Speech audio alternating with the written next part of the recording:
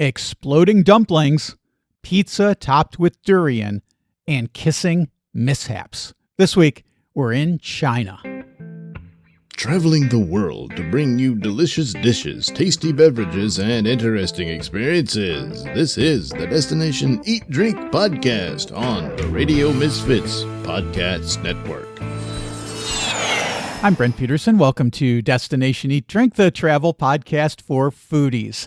If you're new here, Destination Eat Drink is the place for foodies who like to travel and travelers who love to eat. And my guest this week is world traveler and cultural intelligence consultant, Dr. CK, aka Doctora the Explorer. But first, hit the pause button and rate and review Destination Eat Drink on your podcast app. It helps the show and it helps other foodie travelers find Destination Eat Drink. And if you want to make your trip more food-centric, check out my Foodie Travel Guide ebooks. I have dozens of city guides available for download and a full Portugal foodie travel guide with all the best things to eat and drink, as well as the coolest things to do in 17 cities and towns for just $9.99. Download that at buymeacoffee.com/destinationeatdrink, and thank you very much. Dr. CK, also known in travel circles as Doctora the Explorer, is a cultural intelligence consultant with a Doctor of Management in Global Leadership. Dr. CK has traveled to over 30 countries, worked with clients and organizations in more than 45 countries, and is the host of the Beyond Borders podcast, where she talks about living abroad and her experience living in places like China, Mexico, South Africa, and more. She tells me about the concept of cultural intelligence, when tipping is offensive, and being the tallest person in the city. And that's not pineapple on your pizza, plus a detour to the Philippines for a burger. Okay, I'm starving, so let's eat. Destination Eat Drink.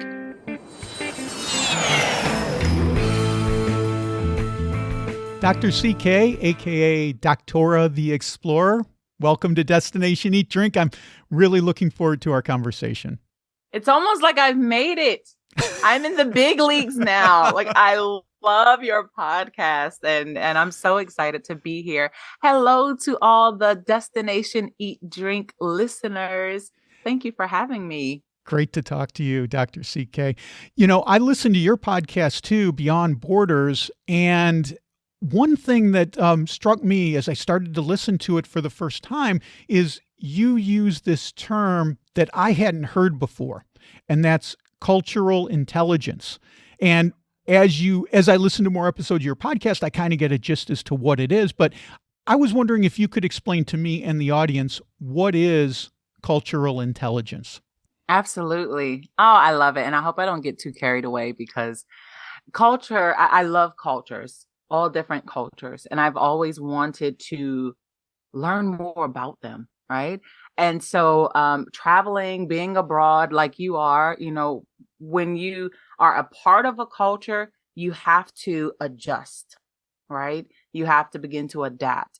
And so cultural intelligence, which we actually call CQ, okay? It's like, you know, your IQ, well, this is CQ, right?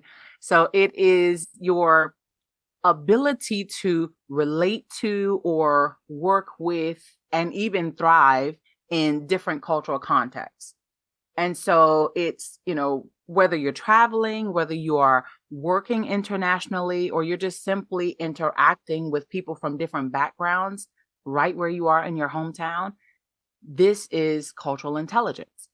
And so there are a couple of components when we practice cultural intelligence. We look at our drive, you know, the motivation that we have to engage with other cultures. That's one of my main things.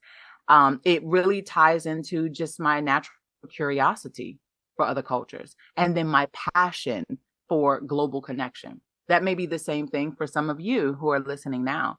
And then we also have the knowledge component.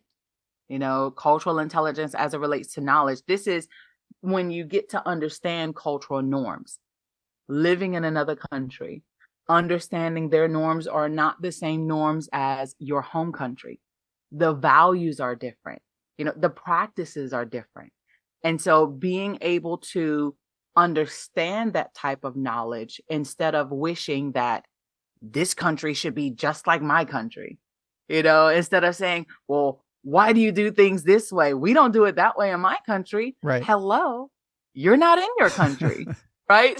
So it's that knowledge component and making sure that you have what I would call the maturity and the desire to adapt to that culture.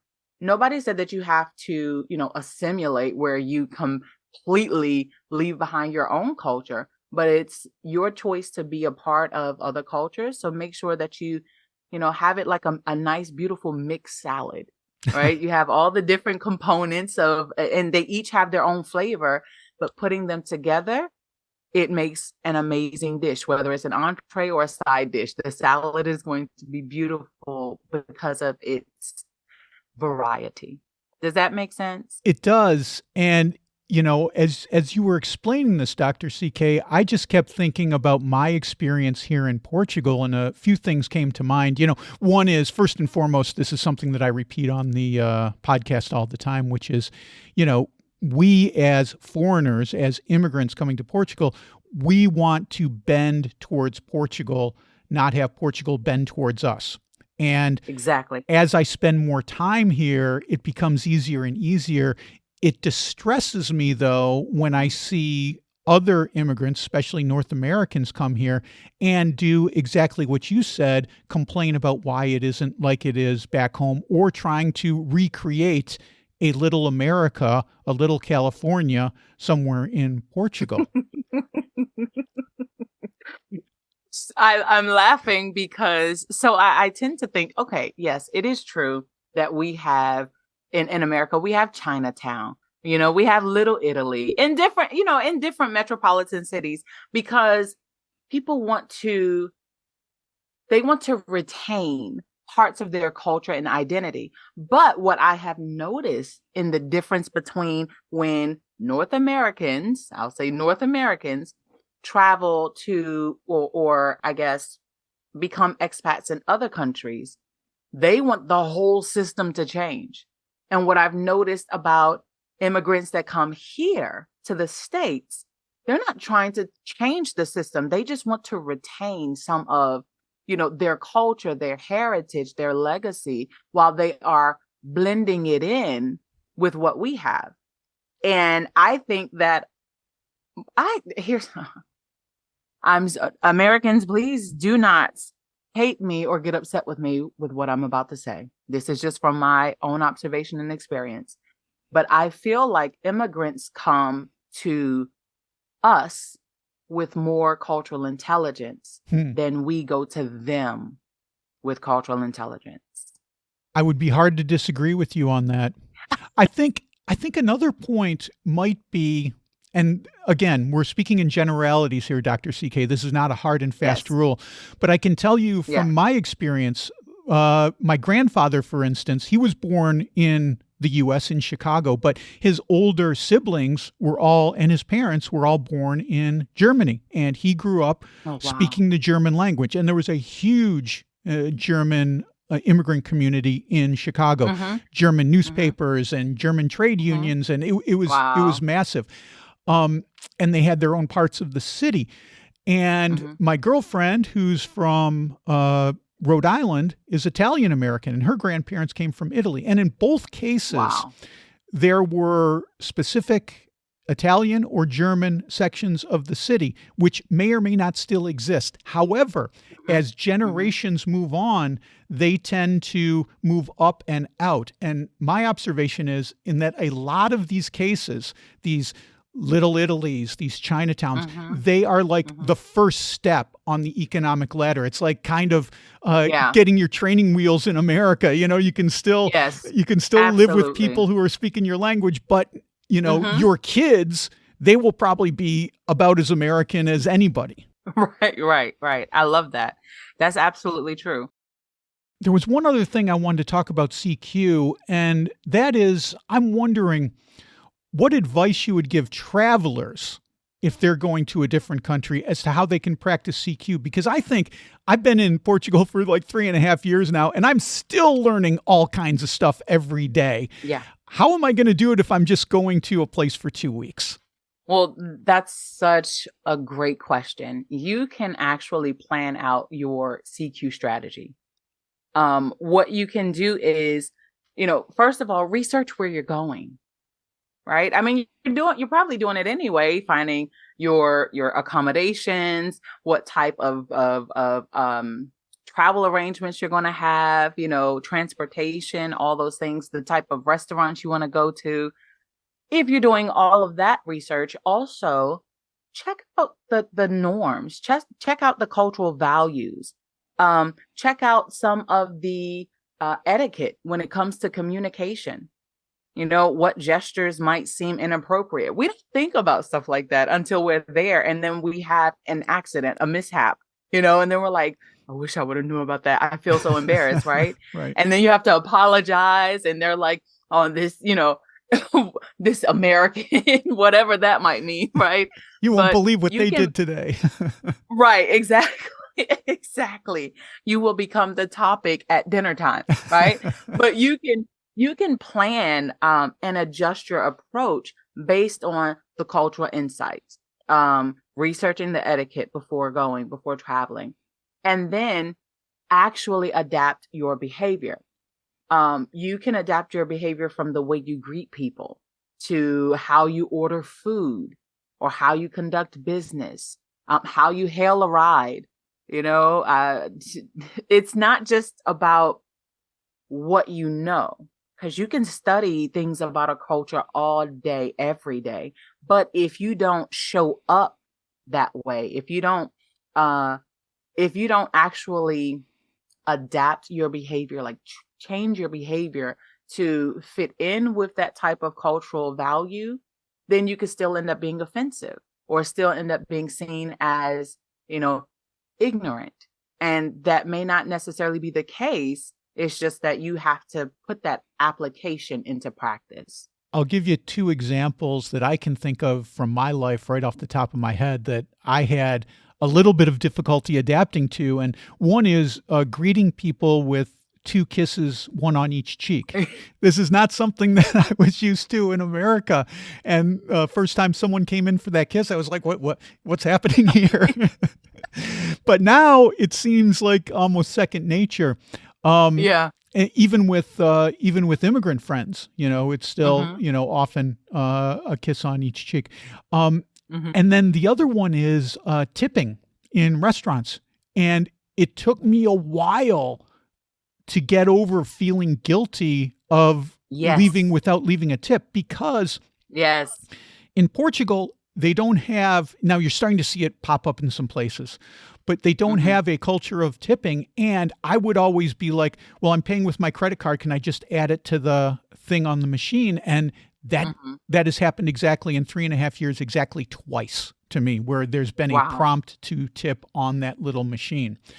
Oh, wow. So if you do want to tip, and tipping is appreciated, you leave €1 or 2 or whatever, but you have to do it in cash. And I don't always carry cash. So sometimes I find myself empty handed. I'm like, oh man, I forgot to have, because I'm not used to carrying cash either. I'm used to Yeah. paying with the card every time. So would those 2 things be examples of CQ, Dr. CK?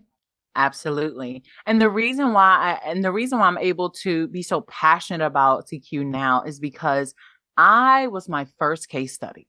Okay, listen, I made so many mistakes. You're talking about, so I was laughing when you were talking about the kiss on the cheeks, right? The two kisses, because depending on where you are, the cheek that you start on matters. Right. And so first of all, my grandfather is full blown Puerto Rican. He was born in Puerto Rico. My father is half Puerto Rican. So he was born in New Jersey, but he didn't stay with the language. Right. So for me, I'm like, well, I have a quarter of it. So I'm going to go learn the language and I'm going to learn the culture. So, Spanish is my second language.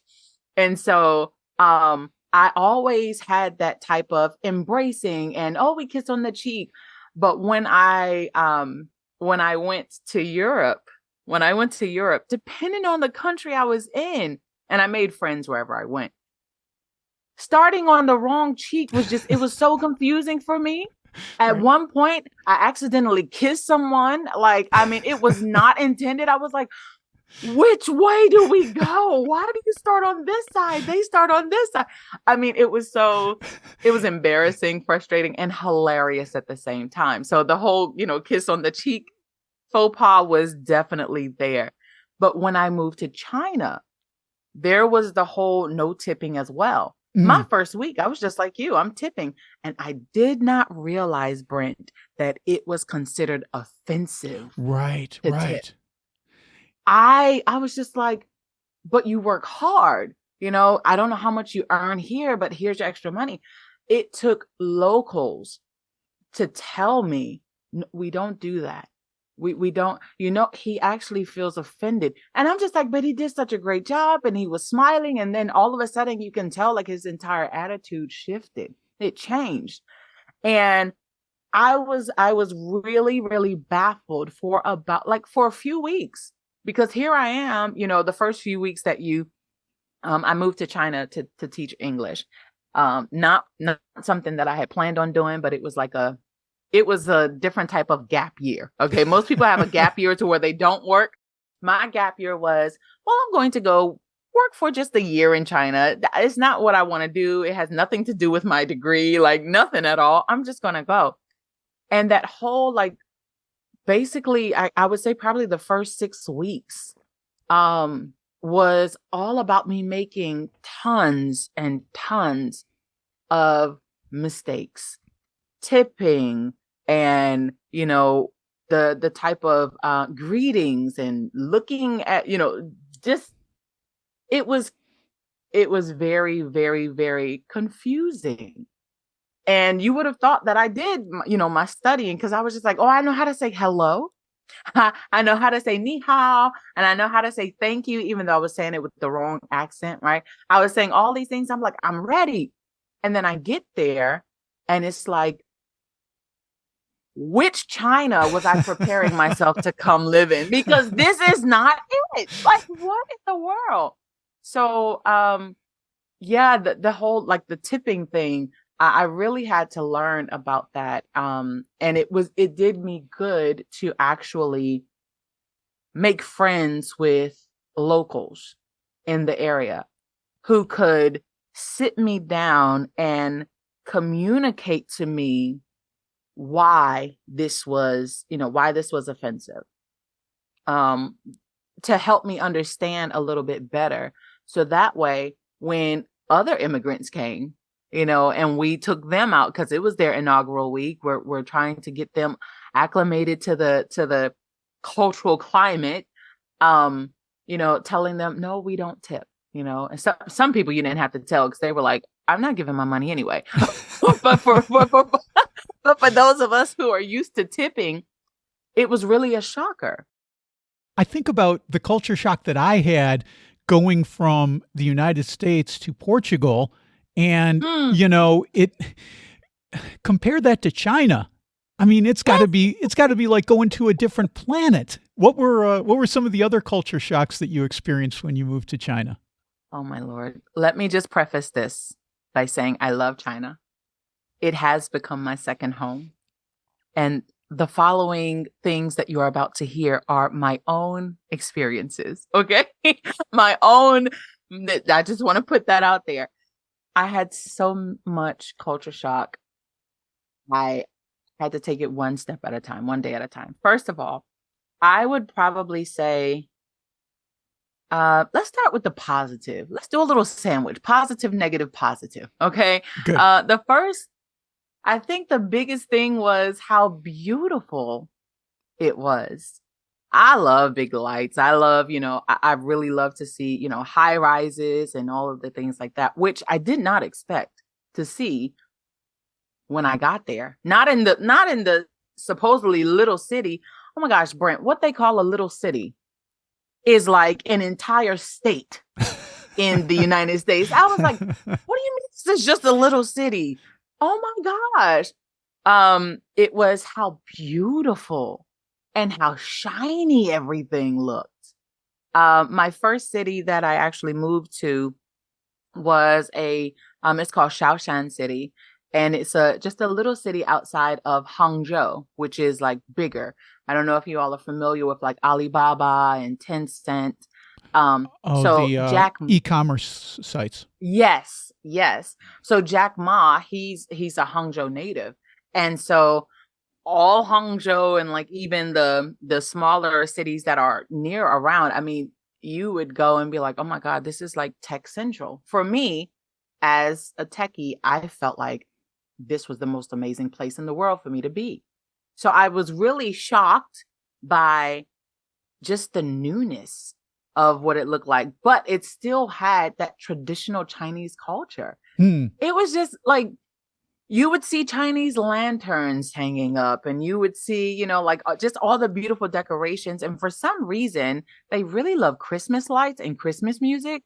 So like, even though they're not Christian, they're not a Christian country. They have like Christmas stuff up everywhere all year round. So at nighttime, like, you would be like, why is it so bright outside? It's because the whole place is lit up like it's Christmas time. Awesome. And it blew me away. So that I was very shocked by that. And honestly, it gave me, it really raised the bar in terms of what I wanted my life to look like in terms of living. So that was a huge culture shock for me. The second thing, though, was, I would say, the sanitation. Sanitary practices are completely different, okay? Because I'm trying to do so well with this, Brent, I'm telling you, but I'm just talking, people's DNA were everywhere, just hawking spit. Like, you could be having a conversation and someone would literally hawk spit like right in front of you. Oh no. And yes, and for me, I used to be a germaphobe, trying to clear that up for me quickly. It better, otherwise you're not going to survive. I'm telling you, my first like year and a half, I spent not wanting to touch stuff just because the sanitation practices were not up to par. I mean, the coughing without covering their mouth, and when they did cover their mouth, they're still, just the sneezing without covering the mouth, sneezing of what, it was so gross to me. And I'm like, and culture shock, huge. Peeing in public. No. Oh no. Brent. Peeing in public. Now, I was told that this was because I was, in the southern part of China. Well, when I moved up to northeastern China, in my favorite city of all time, Dalian, which is where I actually ended up living for 3 years and probably would still be there today had I not got married. But even moving up to the northeastern part of China, peeing in public, peeing on the side of a wall. I was literally just like, how can this place look so beautiful and you not want to take care of it? But that was me, and I think that would probably be most people, right? Like, looking like, you're spinning here, you're doing this, come on, like, clean it up. And also, nobody prepared me for the lack of toilets. Oh. They have more now, but there were holes, like, nice urinals. The men have urinals that stand up on the wall. Well, these urinals were in the ground. Oh, geez. Okay. These were in the ground. Now, I am not the thinnest chick in the world, people. Let me just tell you that now.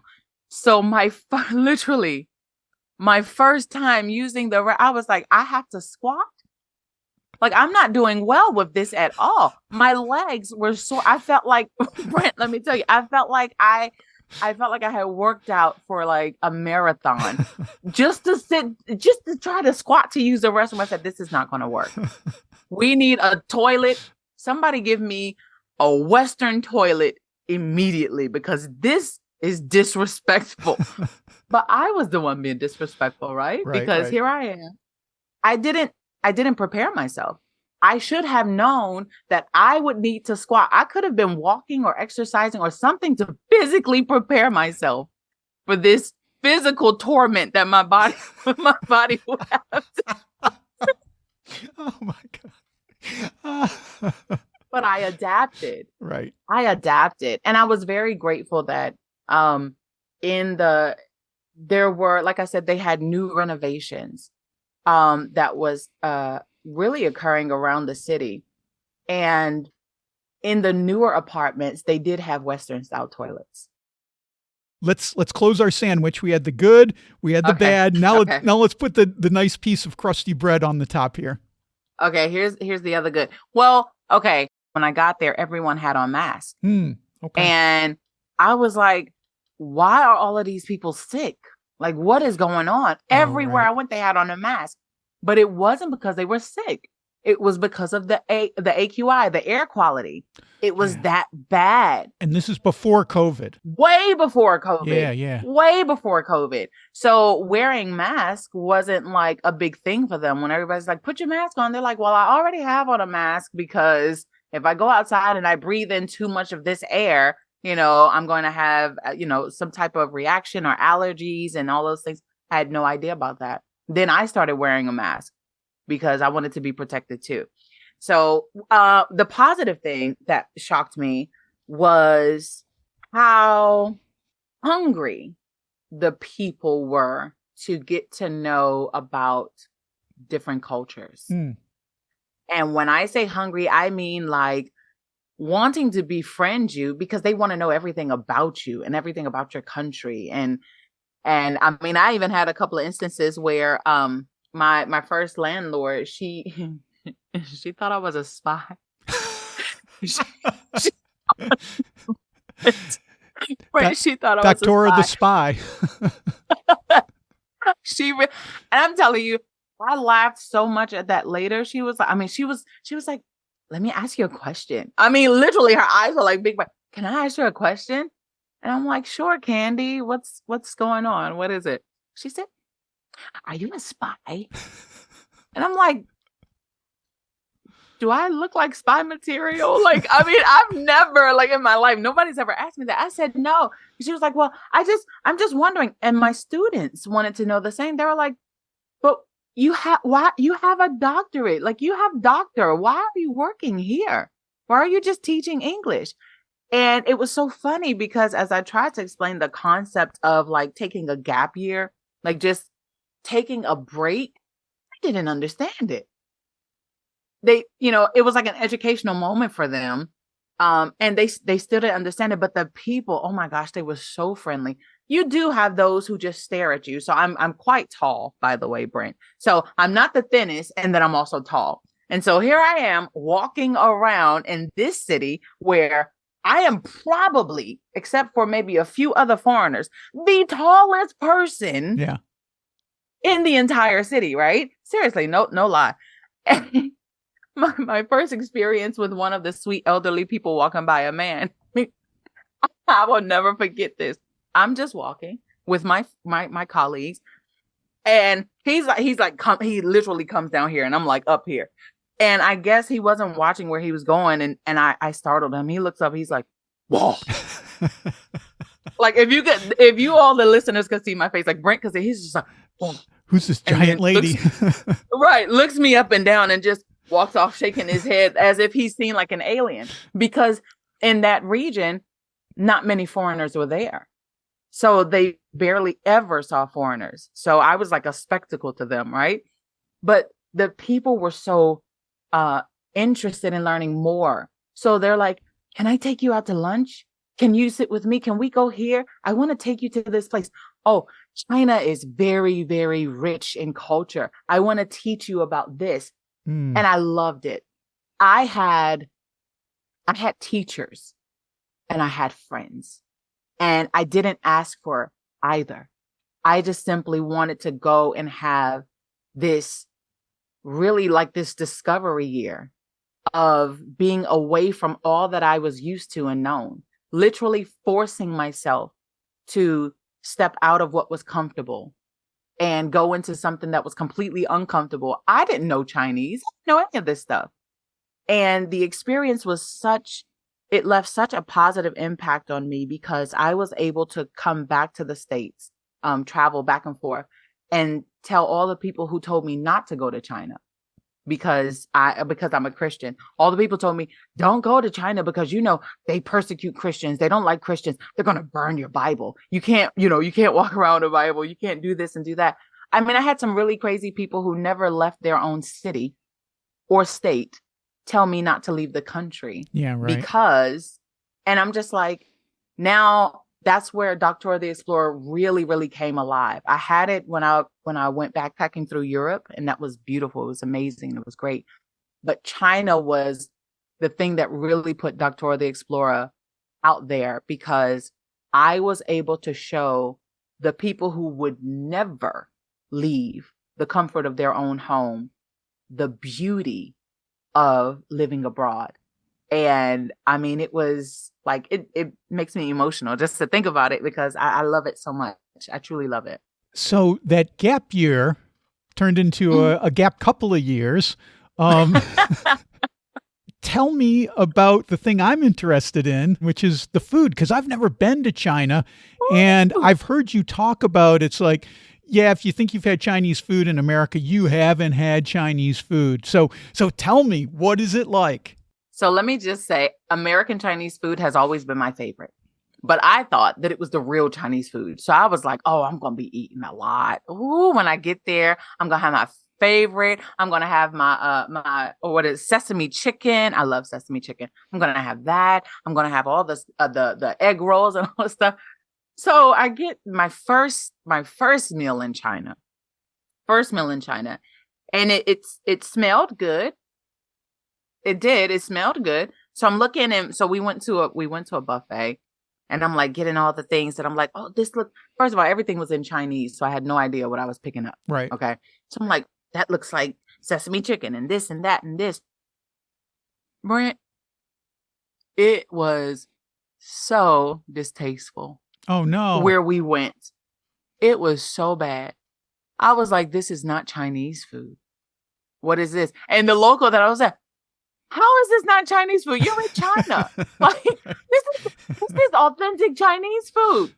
And it took me a while. It actually took me a while to adjust my taste buds to the authentic Chinese food. And then I had to realize there were certain things that I loved that were cooked well. And then there were others where you would find like, these American brands in China, but with their own twist. That to me is cultural intelligence, right? The first time I went to a Pizza Hut and they put squid on my pizza, I thought I was going to die. Oh, wow. Oh, yes. Squid on pizza. Then they also add durian. Durian is this really funky, stinky. I mean, it don't stink. It stinks. Okay, with an A. It smells so bad, but they put it on pizza. Oh. And like some people love it. Durian is and Brent, because I couldn't read in Chinese, I'm just going by pictures. I thought I was getting pineapple pizza. so here it comes. I'm like, what is that smell? Here it comes right across my nose. Like, here's your pizza. And I'm like, oh my gosh, that is not pineapple. Just all these things. I think your pineapple went bad. This pineapple has expired. Okay, like it is no longer sweet. It is done for. But I had to find the right cuisine. There's so many different cuisines in China. There's not just like Chinese food. You have the influence of the South, and they love spicy food. Mm-hmm. Me, I thought I loved spicy food. China taught me that I do not. China taught me that spicy food is not for me because their spicy is on a completely different level. It obliterated my spice taste buds that I had. Not anymore. Can't do it. They love spicy. But then when you go into the more international places, that's when you get American Chinese food. That's Cantonese food. That's when you go into like Shanghai. You have this. Oh my gosh. Let me tell you something. These dumplings, I wish I had they're like this size. No lie. They're called baozi. They're super huge. So like almost bigger than a baseball, maybe. They're so, yes, bigger than a baseball. Maybe about the size of a baseball. Size of a baseball. Okay. Slightly. Yeah. But it's filled with different things. You can get some vegetarian ones, and then you can get, the ones that have just different meat. Is really minced meat. But then there's this, it's my absolute favorite. I have to find it. There's these types of, they're not really dumplings, Brent, but they're like a mix between maybe like the little pot stickers that have, food on the inside, and maybe a little bit of vegetable like meat and rice or something, and the baozi, the really big one. They're like middle. You bite into them and they explode with juice. Okay. It is divine. I'm telling you, every foreigner that came into my area, I said, we have to go here. I have to take you to this place. It's called Yang's. I will never forget. Yang''S. They have the most amazing exploding dumplings. They're so delicious. I mean, but then we have the northeastern part of China where they really focus on seafood. I was living in Dalian, and they are right on the sea. So you have everyone specializes in seafood over there. Everyone, except for the Canadians, who bring in some of the most amazing food there. I mean, you have different things. There was a German restaurant, which is extremely popular. Oh. I mean, several fusion places as well. The food was great. I mean, we went out to eat maybe at least twice a week. Probably not too. It's fascinating because, when you think of these places, you don't automatically think, oh, they're going to have an international component to them. They're going to have American chains. They're going to have a German restaurant. Right. That's really interesting. I did want to ask you though about as you were talking about all these great dishes, I was thinking, well, what am I going to have for dessert then, Dr. CK? They do have some interesting. The yogurts are pretty good. The way that they are fermented, it's totally different than, runny, watery yogurt. I mean, it's very rich and thick. And it was very filling. I do like that. And then you have those who have more of a Western type of influence. So they have the cookies and the cakes and all of that stuff, but they just don't have a lot of the sugar. I see. It looks beautiful, but a diabetic would be happy because it's not sugary at all. Mm-mm.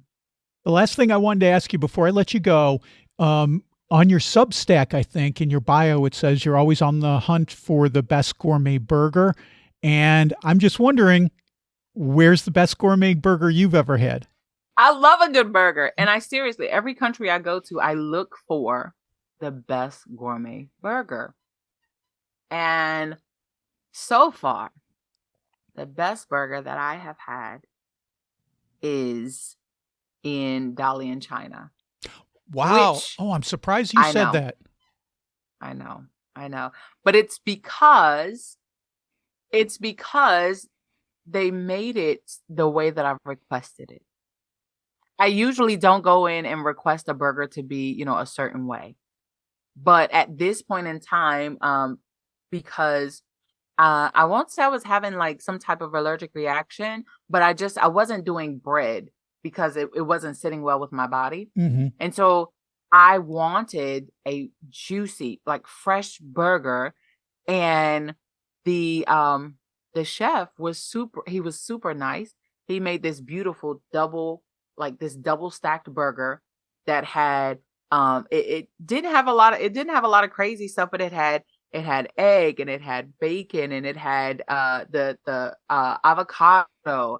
And I mean, the egg was like, I don't usually do runny egg, but the way that the runny egg had like dripped over into the burger, it was crazy. And to me, I know that's not like super gourmet, but at that time it was perfect. Second runner up is the Philippines.